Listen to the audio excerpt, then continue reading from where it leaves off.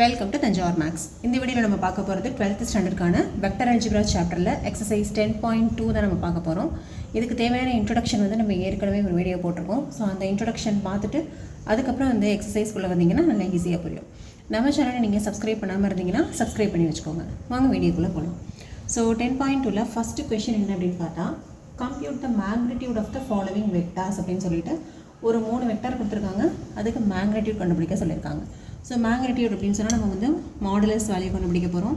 இப்போ இது modulus of A vector, okay, which is equal to root of ஐயோட coefficient, ஜேயோட கோஎஃபிஷியன்ட்டு, கேயோட கோஎஃபிஷியன்ட், ஓகே, எல்லாத்தோட ஸ்கொயர் எல்லாத்தையும் ஆட் பண்ண போகிறோம். இப்போ ஐயோட கோஎஃபிஷியன்ட் வந்து 1 square, coefficient of j 1 square, coefficient of k 1 square, okay. இப்போ 1 + 1 + 1 which is equal to √3. இப்போது magnitude of A vector is √3. இப்போ இதே போல் தான் நம்ம அடுத்தது பி வெக்டாருக்கும் நம்ம வந்து மேக்னிடியூட் ஃபைண்ட் அவுட் பண்ண போகிறோம். ஸோ பி வெக்டார் என்ன கொடுத்துருக்காங்க அப்படின்னா, ஸோ இப்போ நம்ம பி வெக்டாருக்கு மேக்னிடியூட் கண்டுபிடிக்கிறோம். Root of 2 square plus -7 square plus -3 square which is equal to 2 square 4, 7 square 49, minus into minus plus ஆகிடும். இங்கே வந்து ப்ளஸ் தான் கிடைக்கும். 3 ஸ்கொயர் வந்து 9. இது எல்லாத்தையும் ஆட் பண்ணோம் அப்படின்னு சொன்னால் 49 + 9 அப்படிங்கும்போது 58. 58 + 4 வந்து 62. ஸோ இதான் வந்து magnitude of b vector. Okay, next the last one c வெக்டாருக்கும் நம்ம வந்து மேக்னிடியூட் கண்டுபிடிக்கணும். சி வெக்டர் என்ன கொடுத்துருக்காங்க, 1/√3i plus 1/√3j minus 1/√3k. So இதுக்கும் வந்து சேம் மெத்தடில் நம்ம வந்து மேக்னிடியூட் கண்டுபிடிக்கலாம். Modulus of C vector which is equal to coefficients. First வந்து 1/√3 ஸ்கொயர் ப்ளஸ் 1/√3 ஸ்கொயர், அடுத்து கேயோட coefficient 1/√3 square. So this is equal to 1/3 1/3 1/3. Okay, இப்போ இதில் 3 வந்து நம்ம எல்சிஎம் எடுத்தோம்னு சொன்னால் மேலே வந்து 1 + 1 + 1 அப்படின்னு வரும்.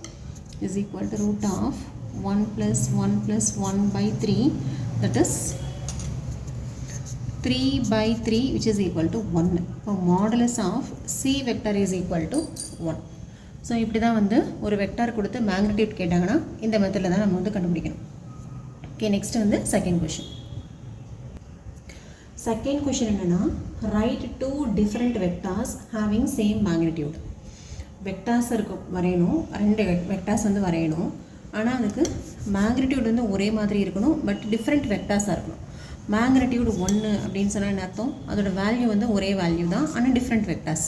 அப்போது இப்படி ஒரு வெக்டார் நீங்கள் வரைஞ்சிங்க அப்படின்னு சொன்னால், இப்போ ஒரு வேளை இது வந்து ஒரு 5 சென்டிமீட்டர் அப்படிங்கிற அளவில் ஒரு வெக்டார் போட்டோம் அப்படின்னா, அதே அளவுக்கு 5 சென்டிமீட்டருக்கு இன்னொரு வெக்டார், பட் என்ன காமிக்கணும், டிஃப்ரெண்ட்டாக காமிக்கணும். அப்போ இந்த பக்கம் உள்ள டேரெக்ஷனை இந்த பக்கம் மாற்றிக்க வேண்டியதான். இப்போ இந்த 2 வெக்டார்ஸ் எப்படி இருக்குன்னு பார்த்தீங்கன்னா, இது வந்து மேக்னிடியூட்டில் ஒரே மாதிரி இருக்குது, பட் டிஃப்ரெண்ட் வெக்டார்ஸ். ஏன்னா இது வந்து ரைட் சைடில் அதோட டைரக்ஷன் இருக்குது, இதுக்கு லெஃப்ட் சைடில் டைரக்ஷன் இருக்குது. ஓகே, இப்போ இதுக்கு நம்ம நேம் கொடுத்தோன்னா இதை வந்து ஏபி வெக்டார் அப்படின்னு எழுதலாம். இதுக்கு நம்ம நேம் கொடுத்தோம் அப்படின்னா இதை வந்து சிடி வெக்டார். இப்போ ரெண்டுமே வந்து சேம் மேக்னிடியூட் உள்ள different vectors. Okay, next question number 3. Third question என்ன கேட்டிருக்காங்கன்னா, right 2 different vectors with same direction. Direction ஒன்றா இருக்கணும், ஆனால் டிஃப்ரெண்ட் வெக்டார்ஸாக இருக்கணும். இப்போது இப்படி ஒரு வெக்டார் போடுறோம், இன்னொன்று இப்படி ஒரு வெக்டார் போடுறோம். ஓகே, சேம் டைரக்ஷன் சொல்லிட்டாங்க, அப்போ டைரக்ஷன் ஒன்றா போட்டுடலாம். டிஃப்ரெண்ட் வெக்டார்ஸ் அப்படின்னா ஒருவேளை இது வந்து 5 சென்டிமீட்டர் அப்படின்னா இது ஒரு 2 சென்டிமீட்டர்னு வச்சுக்கோங்க. மேக்னிடியூட் வந்து என்ன ஆகுது, டிஃபர் ஆகுது. ஸோ இங்கே வந்து மேக்னிடியூட் வந்து டிஃப்ரெண்ட்டாக இருக்குது, பட் டைரக்ஷன் ஒன்றா இருக்குது. ஆனாலும் இது வந்து எப்படி தான், டிஃப்ரெண்ட் வெக்டார்ஸ் தான். இப்போ இதுக்கு நம்ம வந்து ஏபின்னு நேம் கொடுத்துக்கலாம், இதுக்கு சிடின்னு சொல்லிட்டு நேம் கொடுக்கலாம். So AB vector and CD vector are different vectors with the same direction. Okay, next Question number 4 என்னன்னு பார்த்தீங்கன்னா find the values of x and y so that the vectors 2i plus 3j and xi plus yj are equal. இப்போ இந்த ரெண்டு vectors வந்து equal vectors அப்படின்னு சொன்னாக்க நம்ம இப்படி எழுதிக்கலாம், ஈக்குவல்ட்டு போட்டு எழுதிக்கலாம்.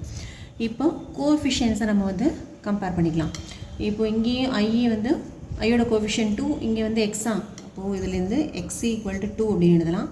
இப்போது ஜே கோஎஃபிஷியன்ட்டு இங்கேயும் வந்து ஒய் இருக்குது, ஸோ இப்போ எப்படி எழுதலாம், ஒய் ஈக்குவல் டு 3 அப்படின்னு எழுதலாம். ஜஸ்ட்டு ஈக்குவல் வெக்டார்ஸ் அப்படிங்கும்போது அதோட ஐ அண்டு ஜேகே இதோட காம்பனன்ட்ஸ் இருக்குல்லையா, கோஎஃபிஷியன்ஸ் இருக்குல்ல, அது எல்லாத்தையும் நம்ம வந்து ஈக்குவல் பண்ணிக்கலாம்.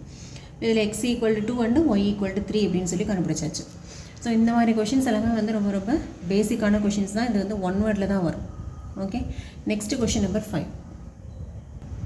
ஃபிஃப்த் கொஷின் என்ன அப்படின்னு பார்த்தீங்கன்னா find the scalar and vector components of the vector with initial point 2,1 and terminal point -5,7. அதாவது ஏதோ ஒரு வெக்டார் கொடுத்துருக்காங்க, அந்த வெக்டார் வந்து டேரெக்டாக இப்போ நம்ம வந்து ஜஸ்ட்டு இப்போது ஏபி வெக்டார் அப்படின்னு எப்படி எழுதுவோம், ஐ ப்ளஸ் ஜே ப்ளஸ் கே இப்படி எழுதுவோம். ஓகே, இப்படி கொடுத்து வெக்டார் காம்பனண்ட் என்ன, ஸ்கேலார் காம்பனண்ட் என்னன்னு கேட்டால் நம்மளால எழுத முடியும். ஆனால் இப்படி டேரெக்டாக ஒரு வெக்டாரை கொடுக்காம ஒரு வெக்டாரோட இனிஷியல் பாயிண்ட்டும் டெர்மினல் பாயிண்ட்டும் கொடுத்து அது என்ன வெக்டார்னு ஃபஸ்ட்டு நம்ம கண்டுபிடிச்சிட்டு அதை வந்து ஸ்கேலார் அண்ட் வெக்டார் காம்பனண்ட்ஸை நம்ம வந்து எடுத்து எழுதணும். ஓகே, ஸோ இனிஷியல் பாயிண்ட் சொல்லியிருக்காங்களா, அப்போது ஓஏ வெக்டார் என்ன கொடுத்துருக்காங்க, 2,1ன்னு கொடுத்துருக்காங்க.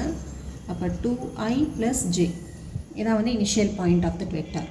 அடுத்து டெர்மினல் பாயிண்ட்டை நம்ம வந்து ஓபி வெக்டர்னு எடுத்துட்டோன்னா -5i plus 7j. So initial பாயிண்ட்டும் டெர்மினல் பாயிண்ட்டும் கொடுத்தாங்கன்னா இப்படி தான் நம்ம ஓஏ ஓபின்னு எடுத்துகிட்டு இதுலேருந்து நம்ம வந்து ஆக்சுவல் வெக்டர் கண்டுபிடிக்கலாம். ஏபி வெக்டர் ஈக்குவல் நம்ம ஏற்கனவே பார்த்துருக்கோம் இல்லையா, ஓபி மைனஸ் ஓஏ. இது எல்லாமே வந்து இன்ட்ரொடக்ஷனில் நம்ம சொல்லியிருக்கோம். இந்த ஃபார்முலா எல்லாமே பொசிஷன் வெக்டர்ஸ் எப்படி கண்டுபிடிக்கிறது, ஒரு வெக்டர் கொடுத்துருந்தாங்கன்னா அது எப்படி வேல்யூ பண்ணுறது, இது எல்லாமே நம்ம சொல்லியிருப்போம். ஸோ தெரியாதவங்க இன்ட்ரொடக்ஷன் பார்த்துட்டு வாங்க, இது புரியும். இப்போது ஓபி தெரியும் நமக்கு, -5i plus 7j minus OA வந்து 2i plus J -5i plus 7j இதை உள்ள மல்டிப்ளை பண்ணால் -2i மைனஸ் ஜே -5 -2.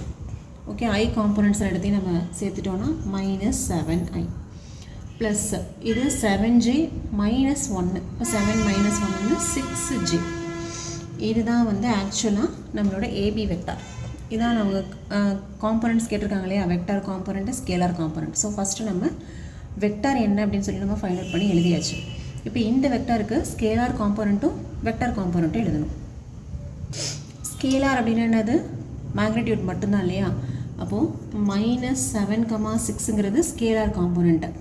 இதுவே -7i 6j இதுதான் வந்து வெக்டார் காம்பனண்ட். ஸ்கேலார் போடும்போது அது என்ன யூனிட்டோ அதை மட்டும் போடுங்க, மேக்னிடியூட் மட்டும் போடுங்க.